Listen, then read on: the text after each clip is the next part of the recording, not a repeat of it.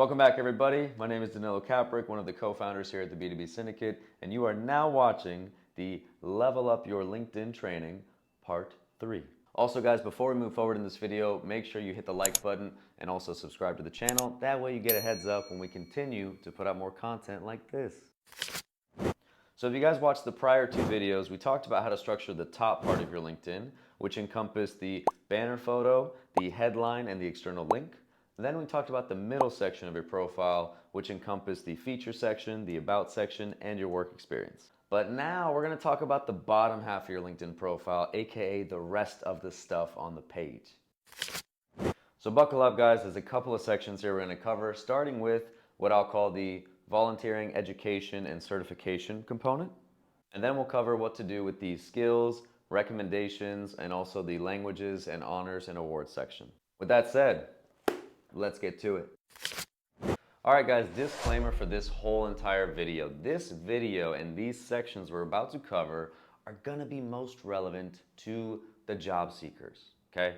Not to say that if you're an influencer or just trying to post regularly on LinkedIn or you wanna sell something, that these aren't going to be relevant to you, but they're just gonna be more relevant to people who are trying to attract recruiters and get job opportunities. All right, so kicking it off, let's start talking about the first section I mentioned, which is the volunteering, education, and licenses part.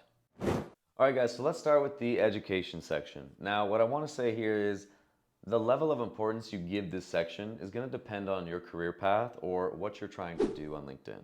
For example, if you are a data scientist or a software engineer, it's probably going to be essential for you to have some education, right? Most jobs are going to require you to have at least a 4-year degree or some kind of formal training and being able to demonstrate results that you know this stuff, right? So if you're in a highly technical, specialized field, I'd say it's more important for you to put education. But for example, if you're like me and you're in sales, nobody's really going to care that much about your education. So take that in consideration when you are going through your education section. And at the end of the day, guys, look, if you have education, I would say put it down. It doesn't hurt you. But if you don't have education, that's okay too. Skip it. Now, especially if you don't have any formal education or you don't have a 4-year degree, that's fine. That's why we have the licenses and certification section. So let's say you don't have a 4-year degree, but you took a bunch of courses on Coursera. Maybe you took them from HubSpot, maybe from Salesforce. Maybe you got courses from, I don't know, whatever site, right?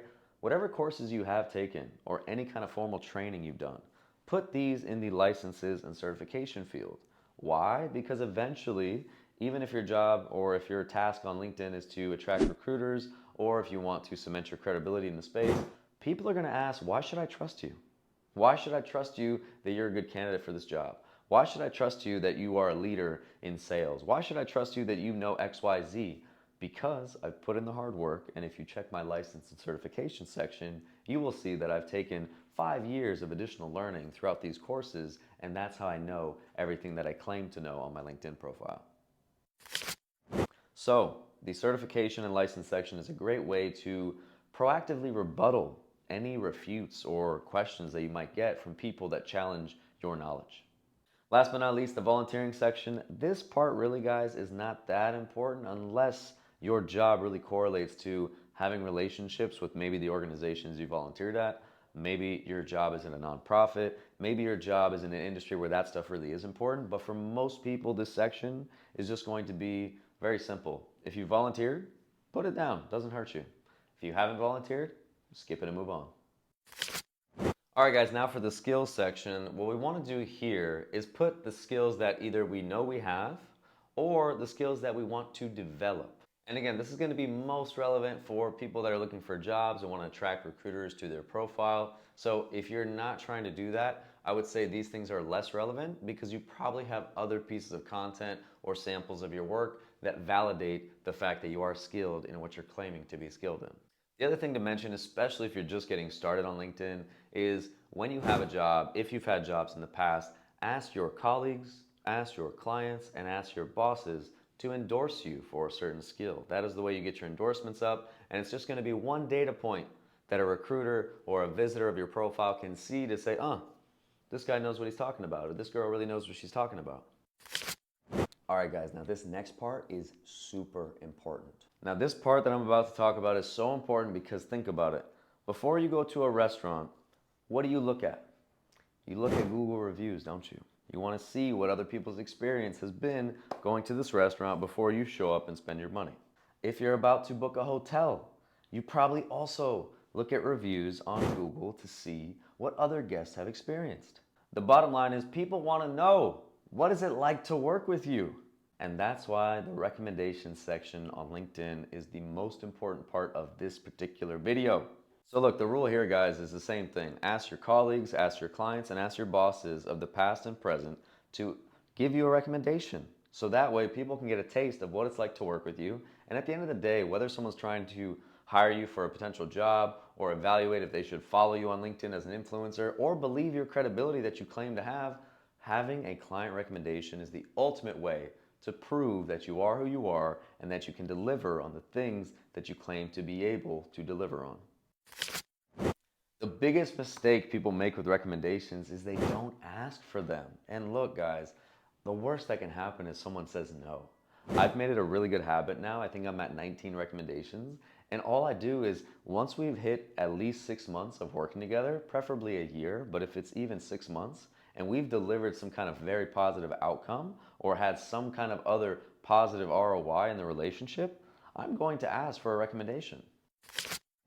And the funny thing is, guys, no one has ever said no.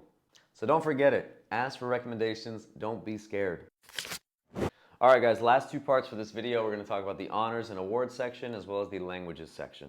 Now, with both of these guys, they're pretty straightforward. For the honors and awards, again, no matter if you're a job seeker, trying to be an influencer, want to cement your credibility in the space, people want to know, have you won something? Have you been recognized for a certain result? Have you been recognized for a certain thing in the past? If you have honors and awards, put them down. If you don't, it's okay. Skip it and move on. But at the end of the day, make sure if you have won something or been recognized in a certain way, make sure that you put it on display for people to see. That's the only rule with this section. Now, I will say this. Make sure that the honor or award that you're putting is relevant to what you want to attract, right? So if you want to gain a following, let's say in the sales space, and you want to be a sales influencer, don't show me awards that you got for making amazing pieces of art, right? That's not really relevant, okay? For example, if you're trying to be an influencer in the data space or you want to get a career as a data engineer, don't show me that you won an award for, I don't know, a spelling bee or, I don't know, something else that's just unrelated, right? So make sure your honors and awards are related to the field that you want to be in or validate the thing that you're trying to claim, which would make you an authority in the space.